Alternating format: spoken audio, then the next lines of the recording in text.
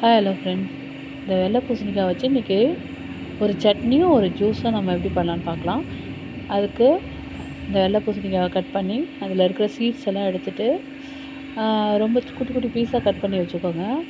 அப்போ தான் அது வந்து நல்லா வேகும், சட்னிக்கும் ரொம்ப நல்லாயிருக்கும். ஒரு வானல் எண்ணெய் விட்டு நல்லா அதை கலர் சேஞ்ச் ஆகிற வரைக்கும் கொஞ்சம் நல்லா வதக்கிட்டே இருங்க. தனியாக அதை எடுத்து தனியாக ஆற வச்சுட்டு அதே வானலில் எண்ணெயை ஊற்றி வெங்காயம், சின்ன வெங்காயம் இருந்தால் போட்டுக்கோங்க, இல்லைன்னா ஒரு 2 சைஸ் 2 வெங்காயம், ஒரு 4 தக்காளி, 2 காஞ்ச மிளகாய் இதெல்லாம் போட்டு நல்லா வதக்கி விட்டுருங்க. இப்போ நார்மல் சட்னிக்கு போடுவோம் இல்லையா, வெங்காய சட்னி, அது மாதிரி பூண்டு 4 பல் சேர்த்துட்டு கருவேப்பிலை ஆட் பண்ணிவிட்டு நல்லா வதக்கி விட்டுக்குங்க.